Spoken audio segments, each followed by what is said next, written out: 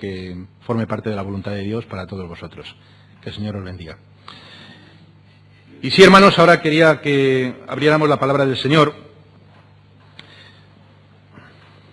La verdad es que la historia en la que me baso en el mensaje de esta mañana es bien conocida por todos vosotros. Es la historia de Abraham.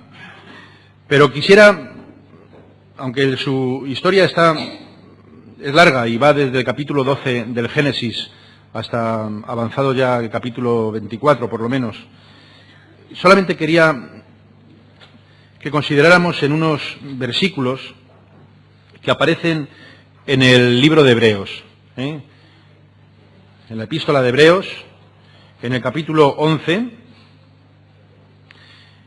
donde habla de esos héroes de la fe y se detiene en uno de ellos, en Abraham, y dice así, capítulo 11, versículo 8. Por la fe Abraham, siendo llamado, obedeció para salir al lugar que había de recibir como herencia y salió sin saber a dónde iba. Por la fe habitó como extranjero en la tierra prometida, como en tierra ajena, morando en tiendas con Isaac y Jacob, coherederos de la misma promesa, porque esperaba la ciudad que tiene fundamentos, cuyo arquitecto y constructor es Dios. Hasta aquí. La historia continúa, ¿verdad? Este mismo capítulo sigue hablando más adelante también sobre Abraham, pero de momento lo vamos a dejar aquí. Quisiera también que, como le digo a mis hermanos en la iglesia de Getafe, que este texto pues sirva también como reflexión también a lo largo de la semana, que no se detenga solamente aquí en la predicación y en el mensaje del domingo, sino que sirva también para todos vosotros durante la semana y que podáis reflexionar en él. Los capítulos que os invito a que lo hagáis así en vuestro tiempo devocional en casa es el capítulo 12 del Génesis en adelante. Vamos a orar. Padre, muchas gracias por esta oportunidad nueva que tú nos das de poder compartir tu palabra. Te pedimos, Padre, que abras nuestro corazón, que nos des un corazón para tu palabra y, Señor, también una palabra para nuestro corazón. En el nombre de Jesús. Amén. No sé si os acordáis de este anuncio que de vez en cuando está saliendo en la tele, el anuncio de la lotería primitiva. No os estoy invitando a que juguéis a la lotería. Nos dice ese anuncio que tenemos que tener sueños caros, que no tengamos sueños baratos. Eso es lo que nos dice el anuncio, ¿lo recordáis? Y aparece allí un gran barco, y una persona mirando desde el puerto a ese barco tan grande que le quiere tener para sí, ¿verdad? Y entonces aparece ahí el letrero, ¿no? La lotería. No tengamos sueños baratos. Ese es el anuncio, ¿no? Imagínate que quieres un barco. ¿En qué barco estás pensando? ¿Estás pensando en una Zodiac? ¿En un barquito pesquero? No. Pensamos en un gran barco. Pensamos en un yate, ¿verdad? Normalmente. Es verdad que luego la realidad nos coloca en el lugar que nos corresponde. Esa es la verdad. Pero bueno, por pensar que no falte, ¿verdad? Si hemos de soñar, tendríamos que tener sueños grandes. Y esta parte de ese anuncio es con la que yo me quiero quedar. Es que tenemos que tener sueños grandes, hermanos. Tenemos que soñar en grande. Puede que en lo personal nos conformemos con cualquier cosa. Alguien me dijo una vez que lo que más quería ser en la vida era ser portero de una finca urbana. Una persona me dijo, yo quiero ser portero en una casa, porque no se hace nada, tiene mucho tiempo para leer, para pensar, miras a la gente y tal, y entonces ahí metido en mi cuartito, mirando a la gente, pues su portero de finca urbana. Y así era antes, hace muchos años. La gente ansiaba ser portero de una finca urbana porque eso le hacía sentirse realizado, ¿verdad? Ese era el sueño de su vida, esa persona me dijo. A otros les puede parecer una frivolidad, o un sueño pequeño. Pero bueno, a este hombre, pues eso es lo que quería soñar. Ahora bien, hermanos, en términos del reino de Dios, necesariamente tenemos que aprender a soñar en grande. El Señor nos invita a soñar en grande. A veces nos cuesta aprender esto, es verdad, pero hemos de hacerlo, porque Dios tiene sueños grandes. En 1 de Timoteo, en el capítulo 2, versículo 4, dice: Dios quiere que todos los hombres sean salvos y que todos vengan al conocimiento de la verdad. Este es un sueño grande, hermanos, grande. Lo que Dios sueña, lo que forma parte de su visión, del propósito para cada uno de nosotros, para su pueblo, es que todos sean salvos. Y es un sueño grande. Segunda de Pedro 3:9. El Señor no retarda su promesa, según algunos la tienen por tardanza, sino que es paciente para perdonar, para con nosotros, no queriendo que ninguno perezca, sino que todos procedan al arrepentimiento. Y este es un sueño grande. También es grande. Cuando los profetas del Antiguo Testamento recogían este sentir y hablaban al pueblo con esos oráculos que el Señor les daba, ese mensaje que el Señor les daba para compartir con el pueblo, pues en Habacuc 2:14, también conocéis muy bien este texto, se expresa este sueño tan grande de una forma impresionante. Así se expresa este sueño: el día en que la tierra será llena del conocimiento de la gloria del Señor, como las aguas cubren el mar. El día en que toda rodilla se va a doblar, en que todo el mundo le va a reconocer, que los enemigos los pondrá, según lo que dice el texto, al estrado de sus pies, en el que se reconocerá a Dios. Todo el mundo le reconocerá. Este es un sueño grande, hermanos, grande. Los sueños de Dios son grandes. Y Dios invita a su pueblo, a cada uno de nosotros, nos invita a que soñemos en grande. Ahora paséis por una situación en la que estáis buscando un siervo de Dios. Soñar en grande, hermanos. Soñar en grande. Eso es lo que quiere el Señor. Nos llama a ser colaboradores en esa visión, en el alcance del reino de Dios para cada uno de nosotros. Y en lo que hace precisamente a este reino de Dios, una expresión que ahora es muy común y es que ahora estamos llamados a pensar globalmente, que pensemos en la globalidad, en el mundo global. Y eso la verdad es que ha echado a perder muchos conceptos que tienen que ver con la palabra de Dios, ¿no? Pero esto es lo que la sociedad nos dice hoy, que pensemos globalmente. En cierta forma es verdad, pero yo no me quedaría ahí solamente. Hemos de pensar globalmente, sí, es posible, pero actuar localmente, entre nosotros. Es decir, tener una visión amplia, tan amplia como sea posible, porque el Señor no nos marca límites en esto, pero trabajar en la comunidad de su reino, localmente. Yo siempre digo que la iglesia local es el sentir, la razón de ser de todos los esfuerzos que podamos hacer a nivel de iglesias, a nivel de web, a nivel de todo, ¿no? La iglesia local es lo primero, de compartir, la comunidad de fe. Puestos a soñar, hemos de tener sueños ilimitados. Y después, a la hora de aplicar esos sueños, esta es la idea que quiero dejaros,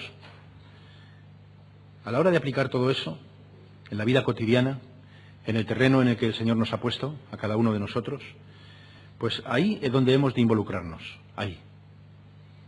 Trasladar esos sueños grandes en medio de la comunidad. Hay un ejemplo en el Antiguo Testamento en que esto se hace todavía más evidente. Ese ejemplo es el ejemplo de Abraham. Le hemos leído al principio. Una historia que, como os he dicho, abarca desde el capítulo 15 del Génesis del 12, hasta muy adelante. Se trata de la historia de Abraham. Todos la conocemos. No voy a decir muchas cosas nuevas, ¿no? Abraham procedía de la ciudad de Ur de Caldea. Hoy esa ciudad está ubicada aproximadamente ha estado ahí ubicada toda la vida, en el sur de Irak, ¿vale? Una zona que ahora está en un verdadero conflicto. La antigua Mesopotamia. Una ciudad importante, una ciudad que estaba en la desembocadura de los ríos Tigris y el Éufrates. Mucho comercio con la India, con Oriente. Abraham toma la familia y se traslada, dice el texto, rumbo a Canaán. Pero solo llegó hasta Harán. Él no llegó a Canaán. Allí se estableció. Pero desde allí Dios llamó a Abraham. Desde Ur de los Caldeos llamó a Abraham. Vete de tu tierra y de tu parentela y de la casa de tu padre a la tierra que te mostraré. Y haré de ti una nación grande y te bendeciré y engrandeceré tu nombre y serás de bendición. Esta es la promesa que le hace a Abraham. Le comparte este sueño. Así. Abraham tenía 75 años cuando hizo esto. Y si leemos el texto, el itinerario, el mapa que trazó Abraham fue de kilómetros y kilómetros, cientos de kilómetros, hasta llegar a la tierra prometida. Habitó en tiendas, él no era nómada, venía de una ciudad importante, una ciudad urbana, él no era nómada, para nada, pero se hizo nómada, por fe, y nunca más volvió a vivir bajo un techo. Hasta el día de su muerte, Abraham vivió en tiendas. Pasó el tiempo y sucedieron muchas cosas. Diferentes circunstancias, diferentes situaciones, todos sabéis. Y Abraham comenzó a inquietarse. Tenemos a Abraham como un verdadero héroe de la fe.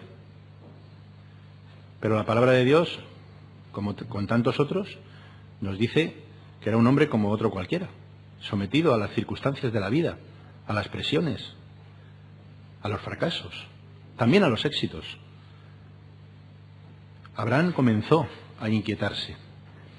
Dios le había dado dos promesas concretas. Le iba a dar una tierra, le iba a hacer dueño de una tierra. No era una promesa fácil de cumplir, para nada, porque aquella tierra, entre otras cosas, es que ya tenía dueños. Y a esos dueños los tenía que echar de ahí para poder habitar esa tierra. Así es que esa promesa no era una promesa fácil. No era fácil. Estaba habitada aquella tierra y parece ser que aquella gente tampoco tenían deseos de marcharse. No tenían ningún deseo de ceder sus derechos de propiedad para dárselos a Abraham, ni mucho menos. Y había que echarlos. Y él tampoco tenía un ejército para enfrentarse a toda esa gente. Así es que vaya promesa que le había dado el Señor. Desde el punto de vista humano, imposible de cumplir. Tremendo. El problema es que la razón de Dios no es la misma que nuestra razón. Si la primera promesa parecía difícil de cumplir, fijaos la segunda. La segunda realmente imposible, porque Dios le prometió que le iba a hacer padre de una gran nación. Pero ya dice el capítulo 11 que Sara, su esposa, era estéril. De manera que esa segunda promesa parecía prácticamente imposible de cumplirse. ¿Qué pensaría Abraham ahora? Pues, ¿este Dios me está tomando el pelo? Con todo, Abraham hizo suyo el sueño de Dios. Hizo suyo el sueño de Dios. Tenía razones para poder desconfiar, muchísimas. Por lo que os digo, porque la razón humana es muy diferente a la razón de Dios. ¿Qué pensaríais hoy en día? ¿O qué pensarían los pastores de hoy en día, no? Que todavía hay pastores de ovejas. Que les encomiendan Los dueños de las ovejas les encomiendan las ovejas, juntan varios rebaños a la vez y se lanzan al campo para que las den de comer y se la tienen que devolver al propietario de esas ovejas, se las tienen que devolver sanas, bien comidas, ¿eh? ¿Qué pensáis? Que un propietario se entera de que el pastor ha abandonado 99 ovejas y se ha ido a por una, que se ha escapado y se ha perdido, y ha dejado a las 99 por ahí. Ese pastor no vuelve a ser pastor. Ese es el razonamiento humano. ¿Qué pensáis de ese señor que junta a la gente en la plaza a diferentes horas del día? ¿Os acordáis de esa parábola? Y a diferentes horas del día les da trabajo. Y cuando terminan por la noche ya el trabajo, vuelven a la plaza a cobrar y les paga a todos igual. A los que han trabajado poco y a los que han trabajado mucho. Y hay alguno que se queja y dice, esto no es justo. El razonamiento de Dios, hermanos. Así es. No es nuestro razonamiento, es el de Dios. Es la aritmética de Dios, que es diferente a la nuestra.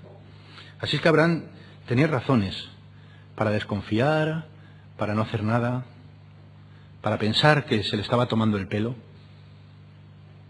Dejó todo lo que tenía. Se embarcó en un camino rumbo a Canaán.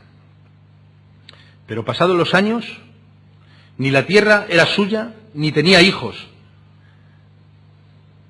Es más, la tierra era una zona desértica, porque ya se había peleado con su sobrino Lot, y como él tenía mucho ganado, pues a él le habían correspondido todas las tierras fértiles del Valle del Jordán. Y Abraham se había quedado con la peor parte. Abraham se fue a la montaña. Y allí, sin el hijo de la promesa, sin los derechos de propiedad sobre ni una parcela siquiera, empezó a preguntarse por su situación. Y así llegamos al capítulo 15. Después de estas cosas vino la palabra de Jehová a Abraham en visión, diciendo, no temas, Abraham, yo soy tu escudo, y tu galardón será sobremanera grande. Y respondió Abraham, Señor, ¿qué me darás? Siendo así que ando yo sin hijo, y el mayordomo de mi casa es ese Damasceno, Eliezer. Dijo también Abraham, mira que no me has dado prole. Y he aquí, este será mi heredero, un esclavo, nacido en mi casa. Y luego vino a él palabra del Señor diciendo, no te heredará este, no, sino un hijo tuyo será el que te heredará. Y lo llevó fuera y le dijo, mira ahora los cielos, cuenta las estrellas, si las puedes contar. Y le dijo, así será tu descendencia. Y creyó a Jehová, y le fue contado por justicia. Y aquí hay cosas muy sugerentes, y yo os invito a que participéis de estos elementos que Dios tiene más allá, mucho más allá, de las limitaciones y de las circunstancias que nosotros podemos presentarle a Él, circunstancias desfavorables, claro. Pero esto va mucho más allá. Dios se acercó a Abraham, se le adelantó. De hecho, Dios se le adelantó a él. No hubo una palabra de reproche por su cansancio, por su duda. Nada. Dios siempre se acerca. Nuestro Padre se acerca siempre a nosotros con amor, sin reproches, con la mano tendida. Se le acerca a Abraham y le dice, no tengas miedo, no tengas miedo. Yo soy tu Dios, soy tu escudo. Y le dio dos señales sobre la promesa que le hizo. Y la expresión es bellísima. Versículo 5. Le saca de la tienda, le saca de su tienda por la noche. Aquí hay, a lo mejor, por lo menos en Madrid sí, ¿no? Hay mucha contaminación lumínica, ¿no? Y eso de ver las estrellas hay veces que es prácticamente imposible, ¿no? Pero allí no. Le sacó de la tienda y le dijo, mira todo eso. ¿Puedes contar las estrellas? ¿Puedes hacerte siquiera una idea remota de cuántas estrellas hay?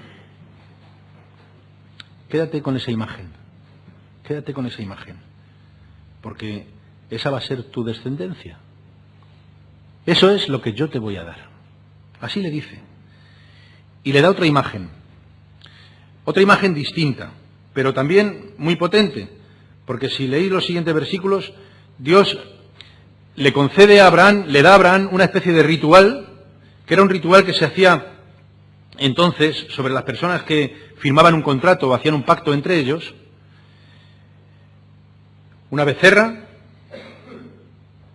una ternera, un carnero, una mitad de animal a cada lado, los pone en el suelo, y quienes firmaban ese compromiso, según el pacto que querían hacer, pasaban por medio de esos animales.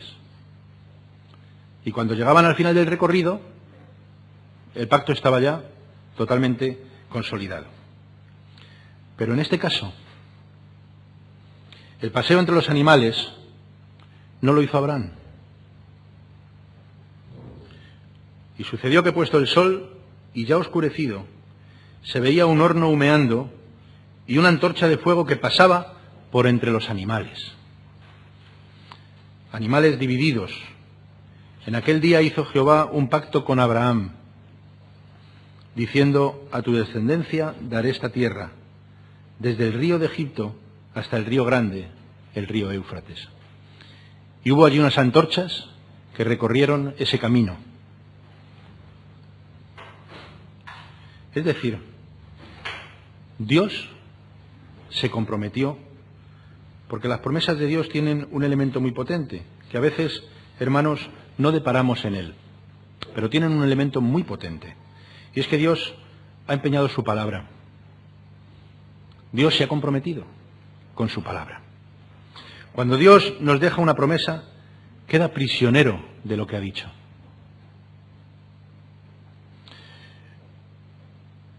¿Os acordáis de expresiones que hay a lo largo de la palabra? En mi nombre harás esto. Por mi palabra harás esto. Cuando Dios nos deja una promesa, queda prisionero de lo que ha dicho. No puede no cumplirla, porque si no, su nombre quedaría en descrédito, evidentemente. No es una cuestión simplemente de que tengamos mucha fe en eso o que tengamos menos. Es que Dios mismo se ha comprometido. Él se compromete. Por eso es que en el Antiguo Testamento encontramos siempre esa palabra. Por amor de mi nombre. Es que he empeñado mi nombre. No puedo faltar a mi palabra. Y así lo hizo con Abraham. Voluntariamente, dice el Señor, hago prisionero de mis palabras y de mi promesa. Esa es una garantía importante. Y cuando Abraham observaba cómo esa antorcha de fuego estaba pasando por en medio de esos animales muertos, como dice el texto, colocados a ambos lados de esa franja, entendía que Dios estaba comprometiendo con la palabra dada. Y por eso dice el texto que Abraham creyó a Dios y fue contado por justicia. Por eso. No solo es que Dios, hermanos, tiene sueños grandes. Es que Dios se compromete con ellos. Eso quiere decir que a pesar de nuestras debilidades, a pesar de nuestros errores, Él cumple su palabra. Cuando vencemos cualquier circunstancia desfavorable, cualquier dificultad, quizá la tendencia natural, al menos de muchos, de soñar en pequeño, de tener sueños baratos, pues se deshace, ¿no? Pero el Señor nos llama a que tengamos sueños grandes. Y Él se compromete en cumplirlos. Siempre que sea según su propósito. Porque también os diré una cosa. Si no está en los propósitos de Dios, os lo va a hacer saber. Para que no sigáis con esos sueños.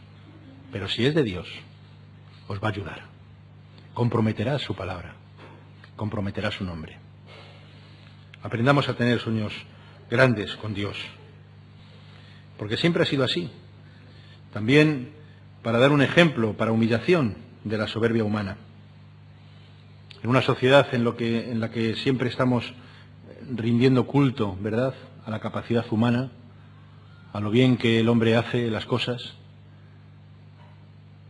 el Señor tiene que decir, deja todo eso. Ten sueños, pero tenlo junto a mí, conmigo, no a solas.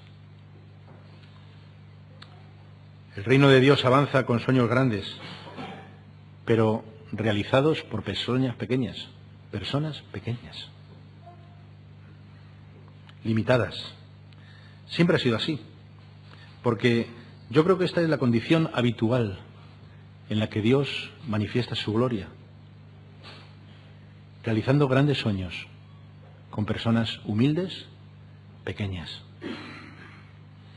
Cuando Jesús llamó a los discípulos, se trataba de personas que habían pasado su vida con los ojos puestos alrededor de un lago. Le llaman el mar de Galilea, pero si estuvieran aquí los que estuvieron conmigo allí en Israel verían que tampoco se trata de un gran mar, es un lago, el lago de Genesaret o lago de Cineret. Cuando Jesús llamó a aquellos discípulos, ellos habían pasado su vida con los ojos puestos alrededor de aquel lago. Y el Señor les hace soñar en grande. Les dice que den la vuelta a su mirada y miren hacia el gran mar. Y ellos lo hacen. Aquella gente que no había viajado mucho, que llamaba aquel mar el mar de Galilea, giraron su vista para tener sueños grandes. Aquellos hombres habían pasado su vida puestos los ojos en lo que era su vida, en lo que eran sus expectativas, lo que era su sueño. Ese sueño se reducía a que cada día pudieran sacar de aquel lago pues lo que les sustentaba para poder sobrevivir. Y a estos el Señor les dice que den la espalda a ese lago, que miren al mundo. Aquí está el sueño. Id y haced discípulos a todas naciones. Eso es un sueño grande. Eso es un sueño grande. Y si queréis algún ejemplo un poco más cercano, tenemos a John Wesley. Conocéis de él. Era un individuo que tuvo un potente llamado de Dios a soñar en grande. Y él provocó tal avivamiento en Inglaterra que llegó hasta Canadá, Estados Unidos, las Antillas, con una reforma social tremenda, predicando el Evangelio del Señor, el Evangelio social. Creó una red social de orfanatos, hospitales, escuelas, asistencia social, y todo porque ese hombre se atrevió a soñar. Soñó en grande. ¿Conocéis a Guillermo Carey? ¿Habéis oído hablar de él? Habría que hablar mucho más de él, Yo creo que en una generación se dejó ya de hablar de él, no sé por qué, pero tendríamos que seguir hablando de él, porque es un ejemplo. Guillermo Carey es el padre de la misión moderna, un zapatero, una persona humilde, que se sintió apelado por los sueños de Dios.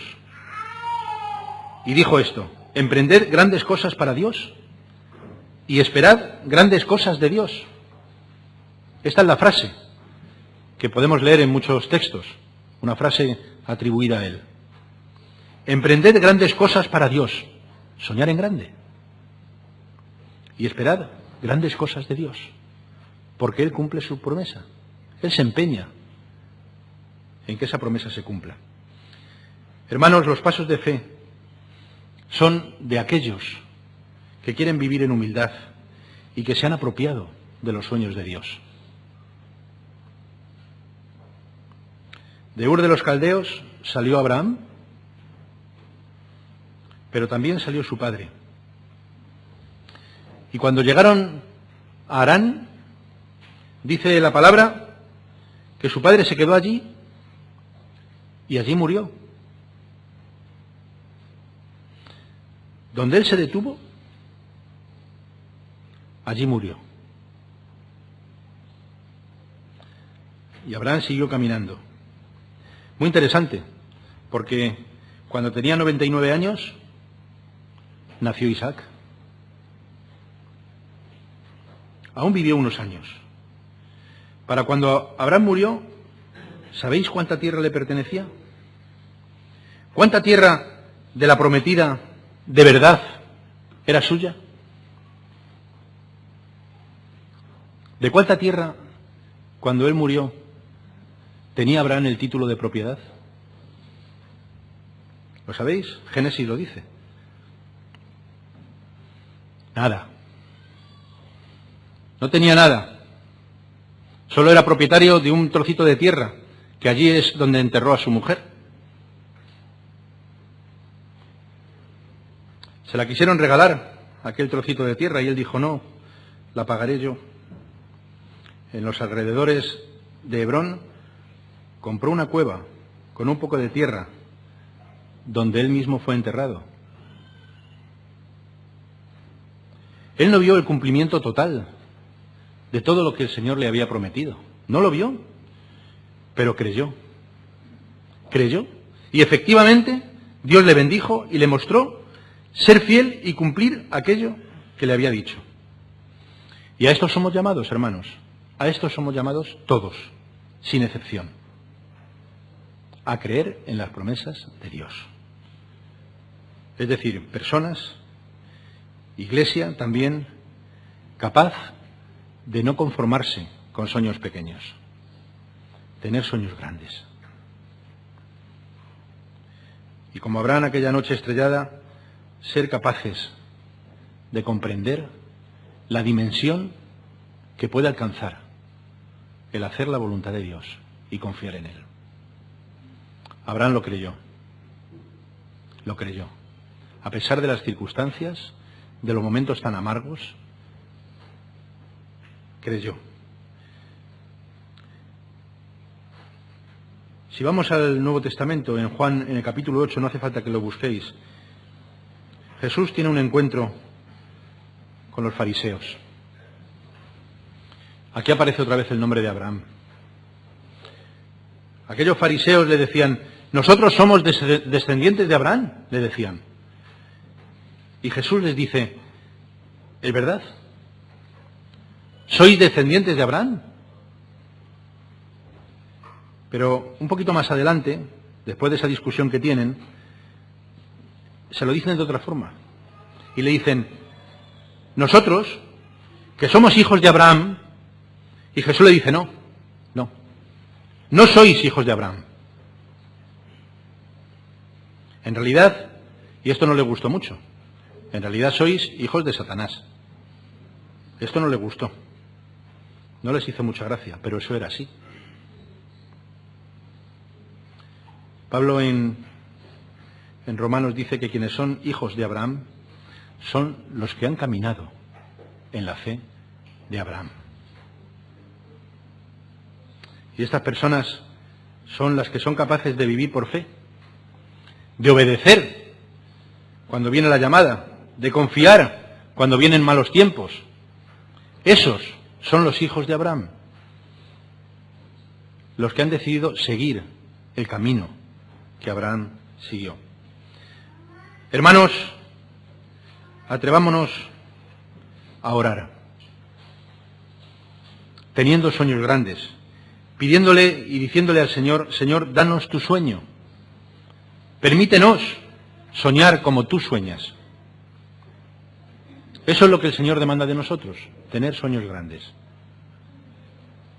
participar en sus sueños. Pide al Señor que te haga partícipe de sus sueños. Que el Señor nos bendiga. Seguiremos orando por todos vosotros, para que el sueño que vosotros perseguís ahora sea pronto una realidad. Que el Señor os bendiga. Vamos a orar. Muchas gracias, Padre, por tu palabra. Gracias porque acudimos a ella y nos exhorta y nos dirige. Gracias por el frescor que cada día tiene en nuestra vida. Señor, y queremos agradecerte la oportunidad de haberla podido compartir. Y, Señor, queremos interceder por aquellos lugares donde tu palabra es predicada, en situaciones de dificultad, de persecución, incluso de muerte, Padre. Te pedimos que nos hagas ser solidarios a la necesidad de otros, sensibles. Y, Señor, aquí cuando tenemos libertad para poder proclamar tu nombre y tu palabra, en otros lugares, Señor, lo pasan mal, en clandestinidad. Te pedimos que allí también tú bendigas a tus siervos que están en medio de esas situaciones, proclamando tu nombre. Señor, que tu palabra se cumpla cada vez que se pronuncie, que no vuelva a ti vacía.